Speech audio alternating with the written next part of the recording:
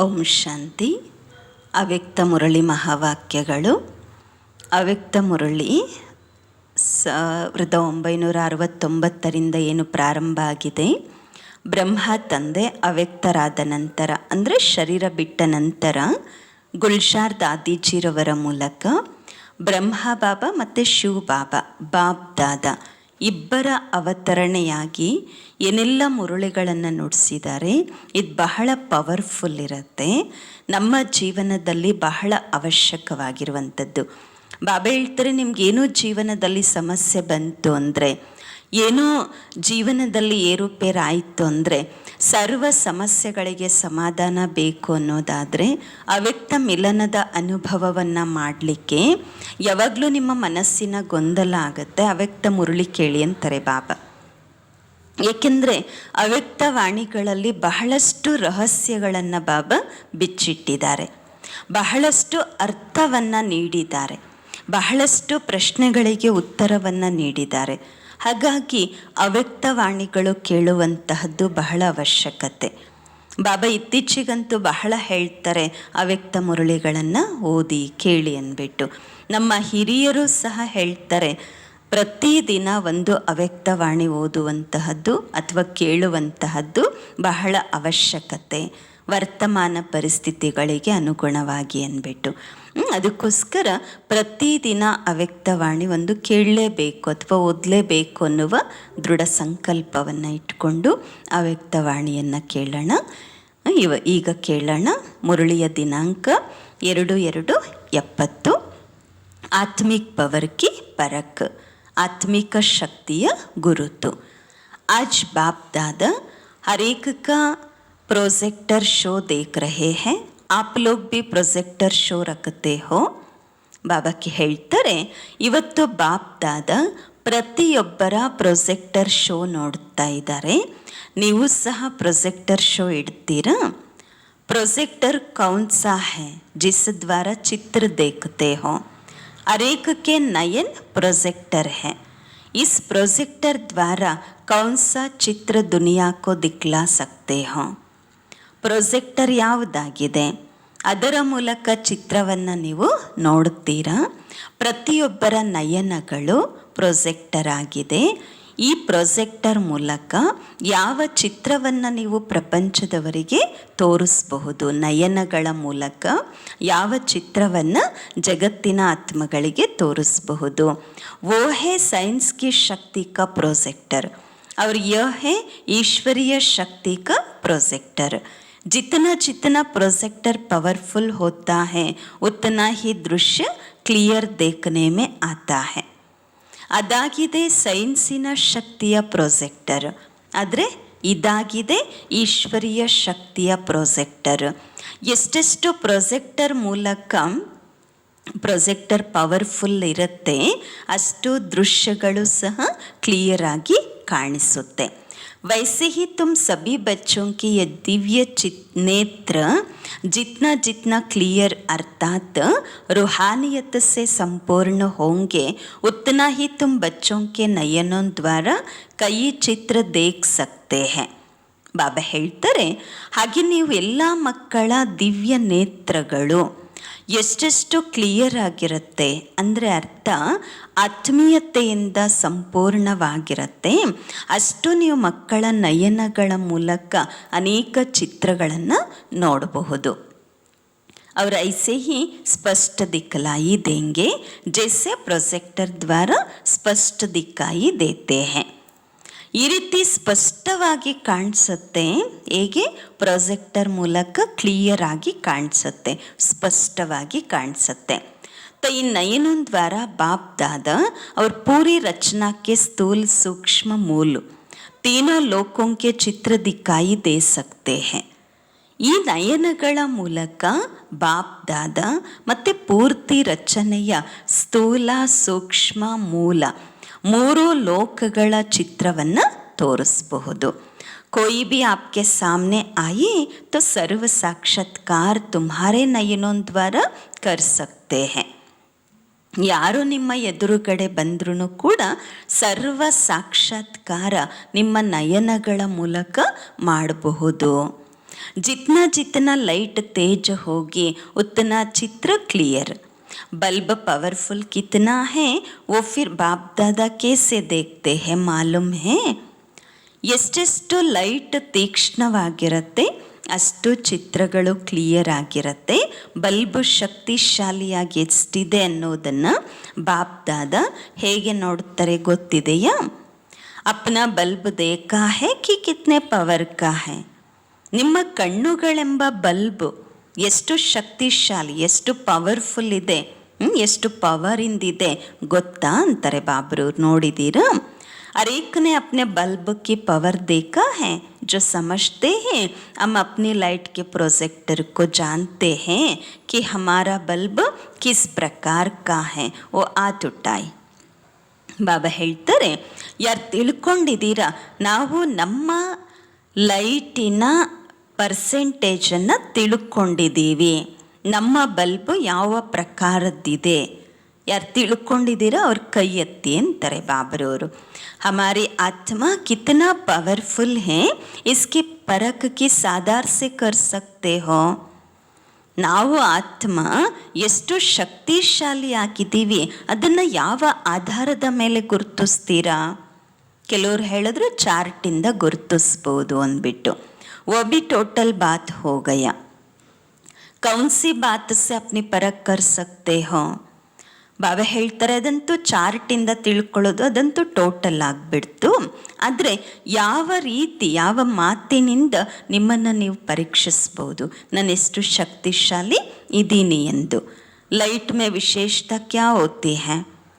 उनमें विशेष गुण ये होता है जो चीज़ जैसी है वैसे ही स्पष्ट देखने में आता है.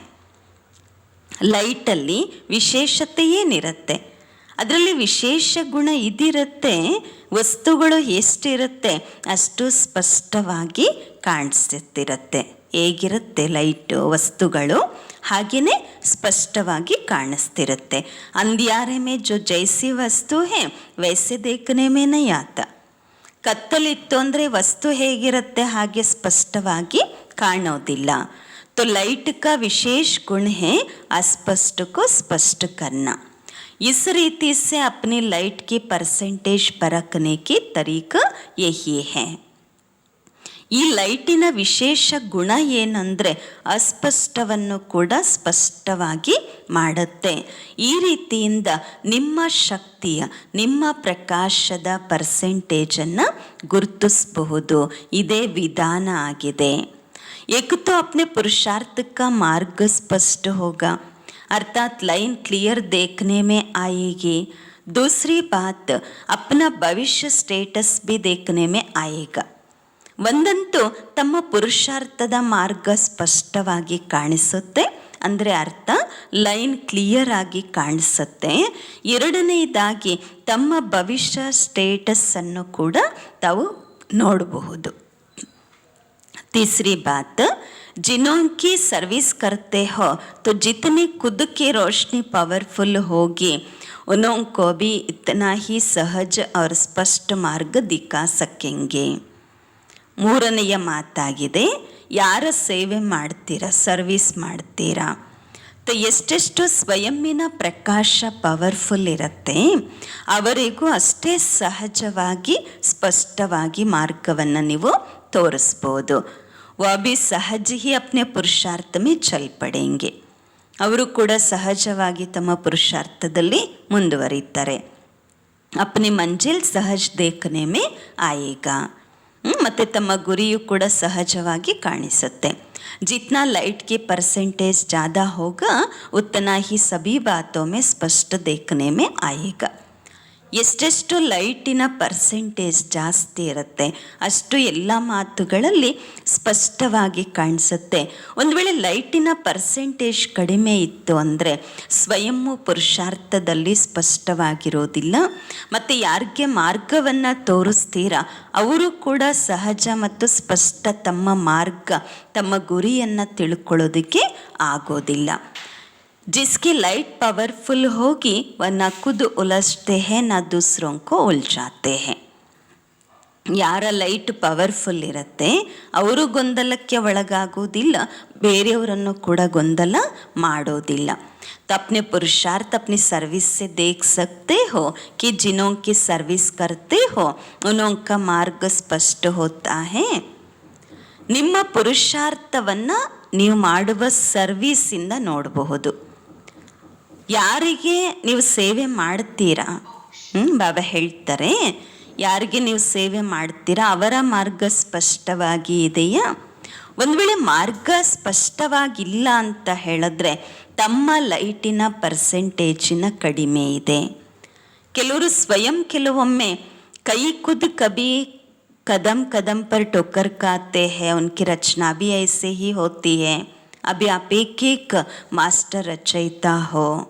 ಒಂದು ವೇಳೆ ಕೆಲವ್ರು ಏನು ಮಾಡ್ತಾರೆ ಅಂತಂದರೆ ಸ್ವಯಂ ಹೆಜ್ಜೆ ಹೆಜ್ಜೆಯಲ್ಲೂ ಪೆಟ್ಟು ತಿಂತಿರ್ತಾರೆ, ಮತ್ತು ಅವರ ರಚನೆಯೂ ಕೂಡ ಹಾಗೆ ಇರತ್ತೆ. ಈಗ ನೀವೆಲ್ಲರೂ ಒಬ್ಬೊಬ್ಬರು ಮಾಸ್ಟರ್ ರಚಯಿತಾ ಆಗಿದ್ದೀರಾ. तो मास्टर रचयिता अपनी रचना से भी अपनी पावर को परख सकते हैं. ಈಗ ನೀವು ಮಾಸ್ಟರ್ ರಚಯಿತರು ನಿಮ್ಮ ರಚನೆಯ ಮೂಲಕವೇ ನಿಮ್ಮ ಶಕ್ತಿಯನ್ನು ಗುರುತಿಸಬಹುದು. ಜೈಸಾ ಬೀಜ ಹೋತಾ ವೈಸೆ ಹಿ ಫಲ್ ನಿಕಲ್ತಾ. ಬೀಜ ಹೇಗಿರುತ್ತೆ ಹಾಗೆ ಫಲ ಬರುತ್ತೆ. अगर बीज पावरफुल नहीं होता तो कहाँ कहाँ फूल निकलेंगे, फल निकलता है.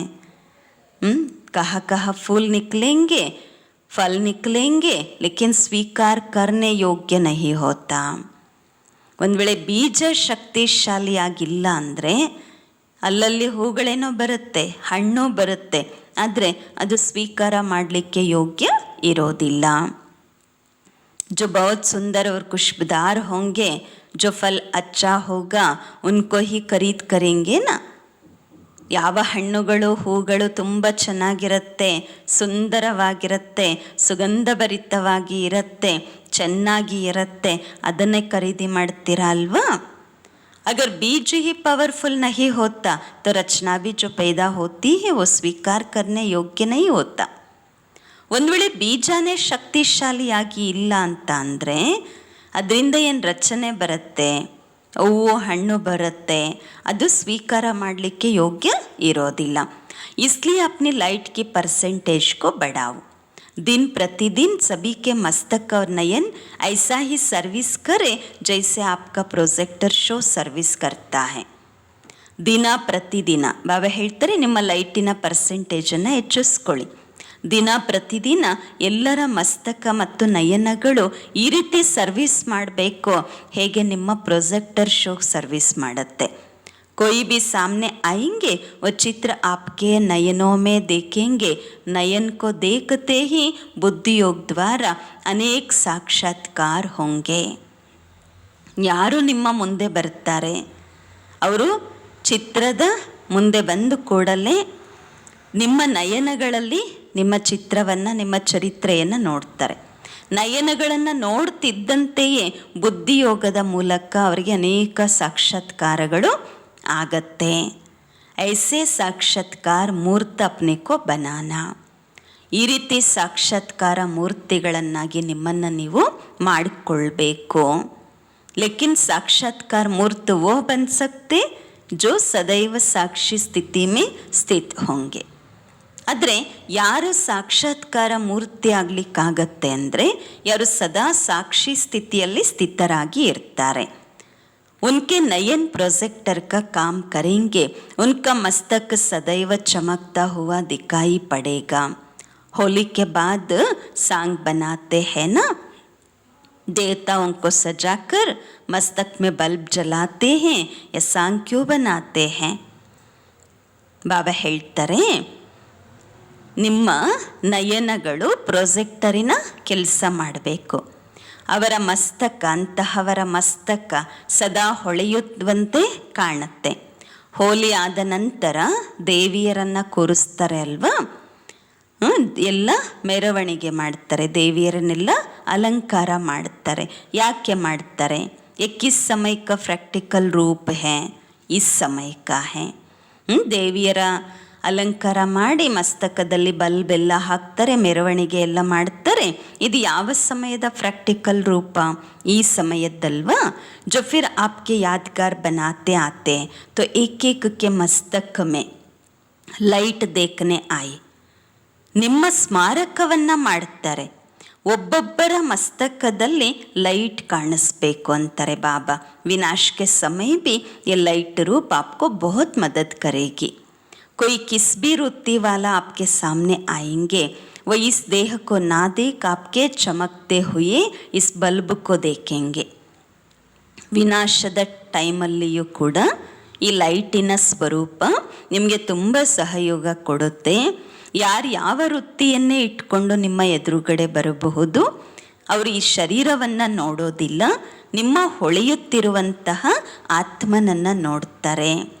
जो बहुत तेज लाइट होता है उसको जब देखने लगते हैं तो दूसरी सारी चीज छिप जाता है. ಯಾವ ಬಲ್ಬು ಅಂದರೆ ಆತ್ಮರೂಪಿ ಬಲ್ಬು ತುಂಬ ತೀಕ್ಷ್ಣವಾಗಿತ್ತು, ತುಂಬ ಪ್ರಕಾಶಮಯವಾಗಿತ್ತು ಅಂತ ಹೇಳಿದ್ರೆ ಬೇರೆ ಎಲ್ಲ ಮುಚ್ಚೋಗುತ್ತೆ, ಅಂದರೆ ಏನು ಕಾಣಿಸಲ್ಲ, ಬರೀ ಆತ್ಮ ಜ್ಯೋತಿನೇ ಕಾಣಿಸುತ್ತೆ. ವೈಸೇ ಹಿ ಅಂದರೆ ಹೇಗೆ ಬೆಳಕು ಜಾಸ್ತಿ ಇತ್ತು ಅಂದರೆ ಬೇರೆ ಏನು ಕಾಣಿಸಲ್ಲ, ಬೆಳಕ್ಕೆ ಬೆಳಕು ಕಾಣಿಸುತ್ತೆ. ಹಾಗೆಯೇ ಜಿತನ आप सभी की लाइट तेज होगा उतना ही उनको आपकी देह देखते हुए भी नहीं देखने आएगा. ಹಾಗೆಯೇ ಎಷ್ಟೆಷ್ಟು ನೀವೆಲ್ಲರೂ ಪ್ರಕಾಶ ಸ್ವರೂಪದಲ್ಲಿ ತೀಕ್ಷ್ಣವಾಗಿರ್ತೀರಾ ಅಷ್ಟು ಅವರಿಗೆ ನಿಮ್ಮ ದೇಹ ನೋಡ್ತಾ ಇದ್ದರೂ ಕೂಡ ದೇಹ ಕಾಣಿಸೋದಿಲ್ಲ. जब देह को देखेंगे ही नहीं तो ತಮೋಗುಣಿ ದೃಷ್ಟಿ ವೃತ್ತಿ ಸ್ವತಃ ಖತಮ್ ಹೋ ಜಾಯಿಗಾ. ಯಾವಾಗ ಶರೀರವನ್ನೇ ನೋಡೋದಿಲ್ಲ ಆಗ ತಮೋಗುಣಿ ವೃತ್ತಿ ದೃಷ್ಟಿ ಸ್ವತಃವಾಗಿ ಸಮಾಪ್ತಿ ಆಗಿಬಿಡತ್ತೆ. या परीक्षाएँ आनी है, सभी प्रकार की परीक्षाएँ पास करनी है. ಬಾಬಾ ಹೇಳ್ತಾರೆ ತಮೋ ಪ್ರಧಾನ ದೃಷ್ಟಿ ವೃತ್ತಿ ಇಟ್ಕೊಂಡು ನಿಮ್ಮ ಮುಂದೆ ಬರ್ತಾರೆ. ಈ ಪರೀಕ್ಷೆನೂ ಕೂಡ ಬರುತ್ತೆ. ಎಲ್ಲ ಪ್ರಕಾರದ ಪರಿಸ್ಥಿತಿಗಳನ್ನು ಪಾರ್ ಮಾಡಬೇಕಾಗತ್ತೆ ಅಂತಾರೆ ಬಾಬರವರು. ये जो ग्रुप है इन्हों का हंसी में एक नाम रखा है. आज वतन में चिटचाट चल रही थी इसी बात पर. कोई ने हंसी में कहा था बड़ी बहनें हमारे हेड्स हैं, हम फिर टांगे हैं, लेग हैं. ಈ ಗ್ರೂಪ್ನವರಿಗೆ ತಮಾಷೆಯಾಗಿ ಒಂದು ಹೆಸರನ್ನು ಇಡಲಾಗಿದೆ. ಇವತ್ತು ವತನದಲ್ಲಿ ಚಿಟ್ಚಾಟ್ ನಡೀತಾ ಇತ್ತು ಈ ವಿಷಯದಲ್ಲಿ. ಕೆಲವರು ಹೇಳಿದ್ರು, ಯಾರೋ ಹೇಳಿದ್ರು ದೊಡ್ಡ ಅಕ್ಕಂದಿರಿಗೆ ನಾವು ದೊಡ್ಡ ಅಕ್ಕಂದಿರು ಹೆಡ್ಸ್ ಆಗಿದ್ದಾರೆ, ತಲೆ ಆಗಿದ್ದಾರೆ, ನಾವು ಅವರಿಗೆ ಕಾಲಾಗಿದ್ದೀವಿ ಅಂತ ಹೇಳಿಬಿಟ್ಟು. ಅಂದರೆ ನಾವು ಕಾಲುಗಳ ಥರ ಬಾಬಾ ನಿಮಗೆ ದೊಡ್ಡಕ್ಕಂದ್ರೆ ತಲೆಯ ಸಮಾನ, ನಾವು ಕಾಲಿನ ಥರ ಟಾಂಗೆ ಅಂತ ಹೇಳಿದ್ರು. तो बाप दादा ने फिर नाम रखा इन्हों के बड़े थे बड़े हैं हेड्स, लेकिन यह हैंडल है, मोटर में हैंडल बिगर काम चल ना सके. ಬಾಬರವ್ರು ಹೇಳಿದ್ರು ಹೆಸರಿಡಲಾಗಿದೆ, ಇವರ ದೊಡ್ಡವರು ಯಾರಿದ್ದಾರೆ ಅವರು ಹೆಡ್ಸ್ ಇರಬಹುದು, ಆದರೆ ಇವರು ಹ್ಯಾಂಡಿಲ್. ಮೋಟರ್ನಲ್ಲಿಯೂ ಕೂಡ ಹ್ಯಾಂಡಿಲ್ ಇಲ್ಲ ಅಂದರೆ ಕೆಲಸ ನಡೆಯಲ್ಲ ಅಲ್ವಾ. ಹ್ಯಾಂಡಿಲ್ ದ್ವಾರ ಹಿ ಮೋಟರ್ ಕೋ ಮೋಡ್ ಸಕ್ತೆ ಹೈ. ಹ್ಯಾಂಡಿಲ್ ಇತ್ತು ಅಂತಂದರೆ ಗಾಡಿಯನ್ನು ತಿರುಗಿಸ್ಬಹುದು, ಹೇಗೆ ಬೇಕಾ ಹಾಗೆ ತಿರುಗಿಸ್ಬಹುದು. ಗಾಡಿಗೆ ಹ್ಯಾಂಡಲ್ ಇರುತ್ತೆ ಅಲ್ವಾ. तो हेड्स भी इन हैंडल के बिना सर्विस के हैंडल नहीं कर सकते. ಹೆಡ್ಸು ಕೂಡ ದೊಡ್ಡವರಿದ್ದಾರೆ ಅಂದ್ರೂ ಕೂಡ ಹ್ಯಾಂಡಿಲ್ ಇಲ್ಲದ ಹೊರತು ಸರ್ವಿಸಿನ ಹ್ಯಾಂಡಿಲನ್ನು ಮಾಡಲಿಕ್ಕಾಗೋದಿಲ್ಲ. ये जो ग्रुप है ये है हैंडल्स, इनके बिना हेड्स कुछ भी नहीं कर सकते. ಈ ಗ್ರೂಪ್ ಏನಿದ್ದಾರೆ ನೀವೆಲ್ಲರೂ ಕೂಡ ಹ್ಯಾಂಡಲ್ಸ್ ಆಗಿದ್ದೀರಾ, ನಿಮ್ಮ ಹೊರತು ಹೆಡ್ಸ್ ಏನು ಮಾಡಲಿಕ್ಕೆ ಆಗೋದಿಲ್ಲ. जो भी आते हैं उनको पहले पहले हैंडल करने वाले है हैंडल है ना, तो आप लोगों के ऊपर इतना जिम्मेवारी है. ಯಾರು ಬರ್ತಾರೆ ಮೊಟ್ಟ ಮೊದಲು ಹ್ಯಾಂಡಲ್ ಮಾಡುವಂತಹ ಹ್ಯಾಂಡಲ್ ಅಲ್ವಾ ನೀವು. तो ನಿಮ್ಮ ಮೇಲೆ ಇಷ್ಟು ದೊಡ್ಡ ಜವಾಬ್ದಾರಿ ಇದೆ. अगर आप हैंडल ठीक नहीं तो सर्विस के हैंडलिंग भी ठीक नहीं होगा. ನೀವು ಹ್ಯಾಂಡಲ್ ಸರಿಯಾಗಿಲ್ಲ ಅಂತಂದರೆ ಸರ್ವಿಸ್ನ ಹ್ಯಾಂಡ್ಲಿಂಗು ಕೂಡ ಸರಿಯಾಗಿ ಆಗೋದಿಲ್ಲ. लेकिन ये सिर्फ देखना, हैंडल तो है लेकिन हेड्स को कभी हैंडल नहीं करना है. ಬಾಬಾ ಹೇಳ್ತಾರೆ, ಒಂದು ವೇಳೆ ನೀವು ಹ್ಯಾಂಡಲ್ ಚೆನ್ನಾಗಿದ್ದೀರಾ ಅಂದರೆ ಸರ್ವಿಸ್ಸು ಚೆನ್ನಾಗಿ ನಡೆಯುತ್ತೆ. ಆದರೆ ಇದನ್ನು ನೋಡಬೇಕು, ನೀವು ಹ್ಯಾಂಡಲ್ ಏನೋ ಆಗಿದ್ದೀರಾ ಆದರೆ ಹೆಡ್ಸನ್ನು ಕೆಲವು ಸಲ ಹ್ಯಾಂಡ್ಲ್ ಮಾಡಲಿಕ್ಕೆ ಹೋಗಬೇಡಿ, ದೊಡ್ಡವರನ್ನು ಕೂಡ ಸಂಭಾಲನೆ ಮಾಡಲಿಕ್ಕೆ ಹೋಗಬೇಡಿ. ಹೆಡ್ ಕಾ hand bunker Rehana high. Baap ದಾದಾ ಕೆ ಬಿ ರೈಟ್ ಹ್ಯಾಂಡ್ ಹೇ ನಾ, ಲೆಫ್ಟ್ ಹ್ಯಾಂಡ್ ಬಿ ಹೇ. ನೀವು ಹೆಡ್ಗೆ ಹ್ಯಾಂಡಲ್ ಆಗಿ ಇರಬೇಕು, ಕೈಯಾಗಿ ಇರಬೇಕು, ಬಲಗೈ ಆಗಿರಬೇಕು. ಬಾಪ್ ದಾದರವರಿಗೂ ಕೂಡ ಬಲಗೈ ಅಂತಹ ಮಕ್ಕಳು ಇದ್ದಾರೆ, ಎಡಗೈ ಆಗಿರುವಂತಹ ಮಕ್ಕಳು ಕೂಡ ಇದ್ದಾರೆ. ರೈಟ್ ಹ್ಯಾಂಡ್ ಕೋ ಫುಲ್ ಪವರ್ ಹೋತಾ ಹೈ ಲೇಕಿನ್ ಹೋತಾ ಹ್ಯಾಂಡ್ ಹೈ. ಬಲಗೈಗೆ ಪೂರ್ತಿ ಶಕ್ತಿ ಇರುತ್ತೆ, ಆದರೆ ಇರೋದು ಶಕ್ತಿನೇ. हेड नहीं होता, हैंडल तो है ना, लेकिन कैसे हैंडल करना है और कैसे बाप दादा के ರೈಟ್ ಹ್ಯಾಂಡ್ ಬನೆ. ಹೆಡ್ ಅಲ್ಲ ಹ್ಯಾಂಡ್ ಆಗಿ ಇರಿ ನೀವು, ರೈಟ್ ಬಲಭುಜವಾಗಿ ಇರಿ ಅಂತಾರೆ ಬಾಬಾ. ಆದರೆ ಹೇಗೆ ಹ್ಯಾಂಡಲ್ ಮಾಡಬೇಕು ಮತ್ತು ಹೇಗೆ ಬಾಬ್ರವರಿಗೆ ನಾವು ಬಲಗೈ ಆಗಿರಬೇಕು ಅದನ್ನು ಇಲ್ಲಿ ತಿಳ್ಕೊಂಡು ಹೋಗಬೇಕು ಅಂತಾರೆ ಬಾಬ್ರವರು. ಇಸ್ಕೆ ಲಿಯೆ ಯಹ ಆಯೇ ಹೋ. ये ग्रुप ऐसा है जो एक एक कमाल कर सकते हो. ಈ ಗ್ರೂಪ್ ಅಂತಹದ್ದಾಗಿದೆ, ನೀವು ಒಬ್ಬೊಬ್ಬರು ಕೂಡ ಚಮತ್ಕಾರ ಮಾಡಬಹುದಾಗಿದೆ. सर्विस को सफलता के रूप में ला सकते हो. सर्विस में सफलता लाने के लिए 2 बातें ध्यान में रखना. ಬಾಬಾ ಹೇಳ್ತಾರೆ, ಸರ್ವೀಸನ್ನು ಸಫಲತೆಯ ರೂಪದಲ್ಲಿ ತರಬಹುದು. ಸರ್ವೀಸ್ನಲ್ಲಿ ಸಫಲತೆ ತರಲಿಕ್ಕೆ 2 ಮಾತುಗಳನ್ನು ಗಮನದಲ್ಲಿ ಇಟ್ಕೋಬೇಕು. ಸರ್ವ ಬಾತೋ ಮೇ ಸಹಯೋಗಿ ತೋ ಹೋ, ಲೇಕಿನ್ ಸರ್ವಿಸ್ ಮೇ ಸಫಲತಾ ಲಾನೆ ಕೆ ನಿಮಿತ್ತ ವಿಶೇಷ ಯ ಗ್ರೂಪ್ ಹೇ. ಎಲ್ಲ ವಿಷಯಗಳಲ್ಲಿ ಸಹಯೋಗಿ ಅಂತೂ ಇದ್ದೀರಾ, ಆದರೆ ಸರ್ವೀಸ್ನಲ್ಲಿ ಸಫಲತೆ ತರಲಿಕ್ಕೆ ನಿಮಿತ್ತವಾಗಿ ಈ ವಿಶೇಷ ಗ್ರೂಪ್ನವರು ಆಗಬೇಕು. ಇದಕ್ಕೋಸ್ಕರ ಬಾಬಾ ಹೇಳ್ತಾರೆ, तो एक है निशाना पूरा और दूसरा नशा भी पूरा होना है. ಅದಕ್ಕೆ 2 ವಿಷಯಗಳು ಗಮನದಲ್ಲಿ ಇಟ್ಕೋಬೇಕು. ಒಂದು ನಿಮ್ಮ ಲಕ್ಷ್ಯ ಇರಬೇಕು ಪೂರ್ತಿಯಾಗಿ, ಎರಡನೇದಾಗಿ ನಶೆಯು ಕೂಡ ಪೂರ್ಣವಾಗಿ ಇರಬೇಕು. नशा और निशाना ये 2 बातें इस ग्रुप में विशेष आना चाहिए. ನಶೆ ಮತ್ತು ನಿಶಾನ, ಲಕ್ಷ್ಯ ಮತ್ತು ಲಕ್ಷ್ಯವೂ ಇರಬೇಕು ಮತ್ತು ನಶೆನೂ ಇರಬೇಕು. ಈ 2 ವಿಷಯಗಳು ಈ ಗ್ರೂಪ್ನಲ್ಲಿ ವಿಶೇಷವಾಗಿ ಬರಬೇಕು. जब निशाना ठीक होता है तो एक दक से किसको मर्जीवा बना सकते हैं. ಯಾವಾಗ ನಿಮಗೆ ನಿಶಾನ ಎದುರುಗಡೆ ಚೆನ್ನಾಗಿರುತ್ತೆ, ಲಕ್ಷ್ಯ ಇರುತ್ತೆ, ಆಗ ಒಂದು ಪೆಟ್ಟಿಗೆ ನೀವು ಯಾರನ್ನು ಬೇಕಾದರೂ ಮರ್ಜೀವ ಮಾಡಬಹುದು. जो निशाने बाज होते हैं वो एक ही गोली से टीक निशाना करते हैं. ಯಾರು ಸದಾ ಒಂದು ಕೆಲಸ ಮಾಡುವಂತಹ, ಅವರು ಲಕ್ಷ್ಯ ಇಟ್ಟು ಗುರಿ ಇಟ್ಟು ಏನೋ ಈಗ ಶೂಟ್ ಮಾಡುವಂಥವರೇ ಇರ್ತಾರೆ ಅಥವಾ ಬೇರೆ ಏನೋ ಕಾರ್ಯ ಮಾಡುವಂತಹವರಿರ್ತಾರೆ. ಅವರಿಗೆ ಅಭ್ಯಾಸ ಆಗಿಬಿಟ್ಟಿರುತ್ತೆ, ಒಂದೇ ಗೋಲಿಯಿಂದ ಕರೆಕ್ಟು ಗುರಿಯನ್ನು ಮುಟ್ತಾರೆ, ಗುರಿ ಮುಟ್ಟೋ ರೀತಿಯಲ್ಲಿ ಹೊಡಿತಾರೆ. जिनको निशाना नहीं आता है उनको 3-4 बार गोली चलाना पड़ता है. ಯಾರಿಗೆ ಲಕ್ಷ್ಯ ಚೆನ್ನಾಗಿ ಇಟ್ಕೊಂಡಿರಲ್ಲ, ಲಕ್ಷ್ಯದ ಕಡೆ ಗಮನ ಇರಲ್ಲ, ಅವ್ರೇನು ಮಾಡ್ತಾರೆ 3-4 ಸಲ ಗುಂಡಾರಿಸ್ಬೇಕಾಗಿ ಬರುತ್ತೆ. अगर अपनी स्थिति का भी निशाना और दूसरे की सर्विस करने के भी निशाना ठीक होगा और साथ साथ नशा भी सदैव एक रस रहता होगा तो सर्विस में सफलता ज़्यादा पा सकते हैं.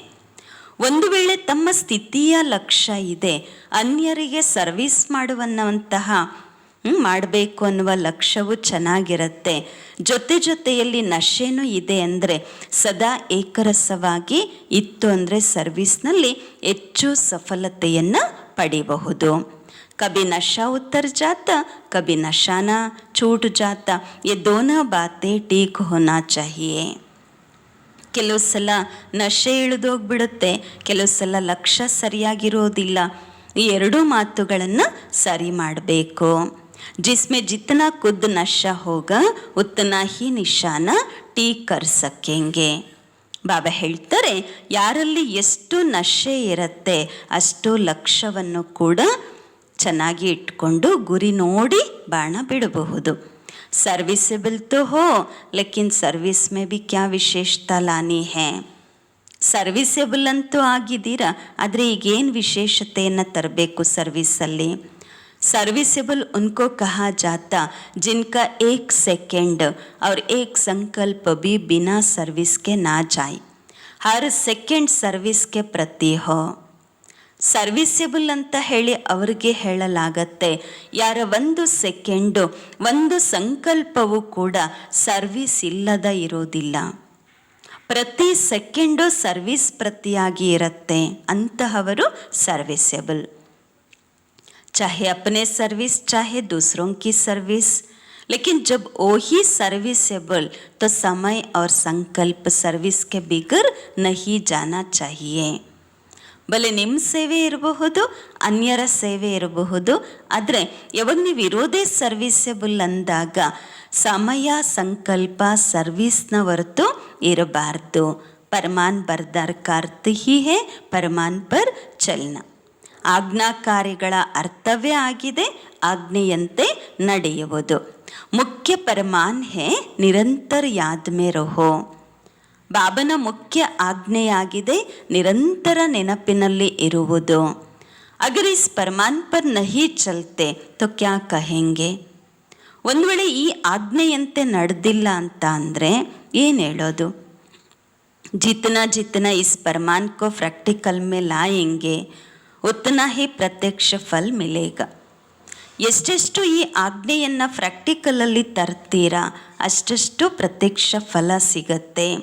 पुरुषार्थ में चलते हुए कौन सा विघ्न देखने में आता है जो संपूर्ण होने में रुकावट डालता है. ಪುರುಷಾರ್ಥದಲ್ಲಿ ನಡೆಯುತ್ತಾ ಯಾವ ವಿಘ್ನ ಬರುತ್ತೆ ಅದು ಸಂಪೂರ್ಣರಾಗುವುದರಲ್ಲಿ ತೊಂದರೆ ಕೊಡುತ್ತೆ, ವಿಘ್ನ ರೂಪ ಆಗಿಬಿಡತ್ತೆ. ವಿಶೇಷ ವಿಘ್ನ ವ್ಯರ್ಥ ಸಂಕಲ್ಪೋಂ ಕೆ ರೂಪ ಮೇ ದೇಖಾ ಗಯಾ. ಬಾಬಾ ಹೇಳ್ತಾರೆ, ವಿಶೇಷ ವಿಘ್ನ ವ್ಯರ್ಥ ಸಂಕಲ್ಪಗಳ ರೂಪದಲ್ಲಿ ನೋಡಲಾಗ್ತಾ ಇದೆ. तो इससे बचने के लिए क्या करना. ಇದರಿಂದ ಬಚಾವಾಗಲಿಕ್ಕೆ ಏನು ಮಾಡಬೇಕು? ಏಕ ತೋ ಕಭಿ ಅಂದರ್ ಕಿ ವ ಬಾಹರ್ ಕಿ ರೆಸ್ಟ್ ನಾಲು. ಬಾಬಾ ಹೇಳ್ತಾರೆ, ವ್ಯರ್ಥ ಸಂಕಲ್ಪಗಳಿಂದ ಬಚಾವಾಗಿರಲಿಕ್ಕೆ ಒಂದಂತೂ ಆಂತರಿಕದಲ್ಲೂ ರೆಸ್ಟ್ ಮಾಡಬೇಡಿ, ಹೊರಗಡೆನೂ ಕೂಡ ರೆಸ್ಟ್ ಮಾಡಬೇಡಿ. ಅಗರ್ ರೆಸ್ಟ್ ಮೇ ನಹಿ ಹೋಂಗೆ ತೋ ವೇಸ್ಟ್ ನಹಿ ಜಾಯೇಗಾ. ರೆಸ್ಟಲ್ಲಿಲ್ಲ ಅಂದರೆ ವೇಸ್ಟ್ ಆಗೋದಿಲ್ಲ. और दूसरी बात अपने को सदैव ಗೆಸ್ಟ್ ಸಮझो. ಇನ್ನು ಎರಡನೇ ಮಾತು, ನಿಮ್ಮನ್ನು ನೀವು ಸದಾ ಗೆಸ್ಟ್ ಅಂತ ತಿಳ್ಕೊಳ್ಳಿ. अगर गेस्ट समझेंगे और रेस्ट नहीं करेंगे तो वेस्ट नहीं जाएगा.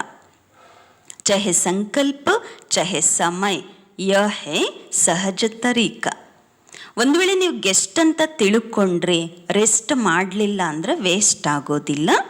ಬಾಬಾ ಹೇಳ್ತಾರೆ, ಬಲೆ ಸಂಕಲ್ಪನೇ ಇರಬಹುದು, ಸಮಯನೇ ಇರಬಹುದು, ಇದಾಗಿದೆ ಸಹಜ ವಿಧಾನ. अच्छा, अब फिर समाप्ति के दिन अभी के मस्तक के बल्ब कितने पावर के है वो देखेंगे. ಒಳ್ಳೆಯದು, ಈಗ ಅಂತಿಮದ ದಿನ ಎಲ್ಲರ ಮಸ್ತಕದಲ್ಲಿ ಬಲ್ಬ್ ಆತ್ಮನ ಪ್ರಕಾಶ ಎಷ್ಟು ಪವರ್ಫುಲ್ ಇದೆ ಅಂತ ಹೇಳಿ ನೋಡಲಾಗತ್ತೆ. और पावरफुल होंगे तो माया उस पावर के आगे आने की साहस नहीं रखेगा. ನೀವು ಶಕ್ತಿಶಾಲಿಯಾಗಿದ್ದೀರಾ ಅಂದರೆ ನಿಮ್ಮ ಮುಂದೆ ಮಾಯೆ ಬರುವ ಸಾಹಸವನ್ನು ಕೂಡ ಮಾಡೋದಿಲ್ಲ. जितना बल्ब की पावर होती है उतना सामना कोई नहीं कर सकता. ऐसी पावरफुल ಸ್ಥಿತಿ देखेंगे. ಎಷ್ಟು ಆತ್ಮನ ಶಕ್ತಿ ಹೆಚ್ಚು ಇರುತ್ತೆ ಅಷ್ಟು ಎದುರಿಸ್ಲಿಕ್ಕೆ ಯಾರೂ ಬರೋದಿಲ್ಲ. ಈ ರೀತಿ ಶಕ್ತಿಶಾಲಿ ಸ್ಥಿತಿಯನ್ನು ನೋಡಲಾಗತ್ತೆ. ಸರ್ವಿಸೇಬಲ್ ಹೋ ಅಭಿ ಪವರ್ಫುಲ್ ಬನೋ. ಸರ್ವಿಸೇಬಲ್ ಅಂತೂ ಆಗಿದ್ದೀರಾ, ಈಗ ಶಕ್ತಿಶಾಲಿ ಪವರ್ಫುಲ್ ಆಗಿರಿ. ಆ್ಯಕ್ಟಿವ್ ಹೋ ಲೇಕಿನ್ ಆಕ್ಯುರೇಟ್ ಬನೋ.